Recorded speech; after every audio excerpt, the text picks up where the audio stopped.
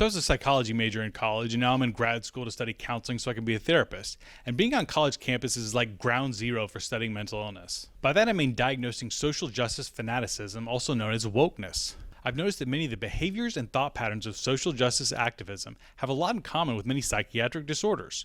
Let's take a look. First up is depression. One of the hallmarks of depression is taking an exaggeratedly negative view of things and viewing everything through a pessimistic lens. A good example of this is saying climate change is going to kill us all. I'm not saying climate change isn't a big deal, because it is, and it's something we need to worry about. But if your first thought is we're all going to die, the sky is falling, maybe that's not the best approach. You're going to die. I'm going to die. It's going to happen.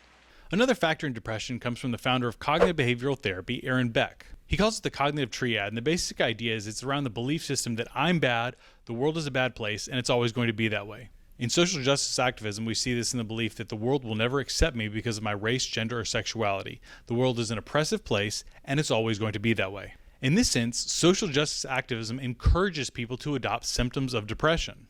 Anxiety is another big factor in social justice. Generalized anxiety comes with the idea that white supremacy and patriarchy are things that are everywhere, always surrounding us, but they're invisible and we can't see them, but we have to be constantly alert and aware of their presence.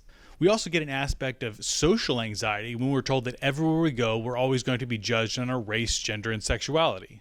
Telling people that all men are sexist or all white people are racist is just going to reinforce this social anxiety. Like arachnophobia or fear of heights, social justice activism fosters a fear of different opinions. Many believe that different opinions can actually physically harm them and should be categorized as a form of violence. Some of the beliefs of social justice activism look a lot like schizophrenia in that they're based on delusions and hallucinations. The idea that patriarchy and white supremacy are always out to get us regardless of the evidence is a delusion. When people in a survey were asked to guess how many unarmed black men each year are killed by white police officers, those who self-identified as very liberal often guessed that the answer was over 10,000, and a good chunk of them guessed the answer was somewhere between 1,000 and 10,000.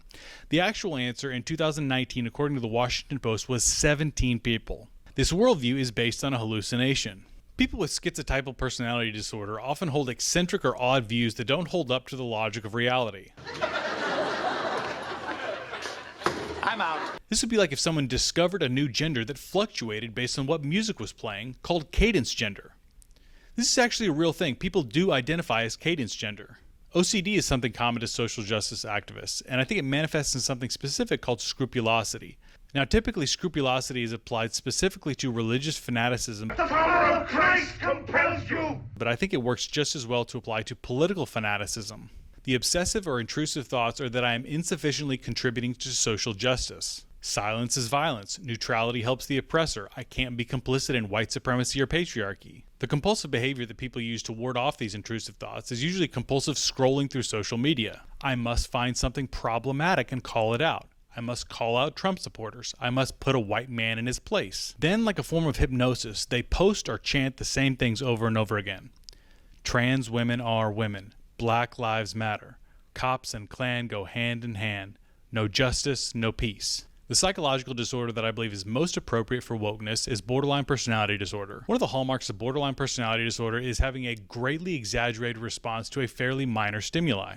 I had one borderline client in a treatment center where I worked who told me that her constitutional rights were being violated because she could not have Coca-Cola at the facility. It's in the Geneva Convention. Look it up.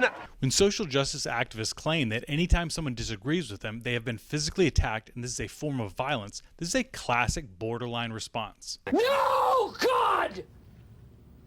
No, God, please, no! No! Think about the response to the murder of George Floyd. After cities burned in the mostly peaceful protests, police withdrew from major cities and nearly 1,000 additional black men were killed from gun violence compared to the year before. This massively disproportionate response could fall under the borderline label. I'm not saying that all woke people deserve these clinical diagnoses, but what I am saying is some of the symptoms are strikingly familiar, and that should worry us. You know, that's just like your opinion, man. Politics, culture, and anything else should be viewed through a sound and stable mind.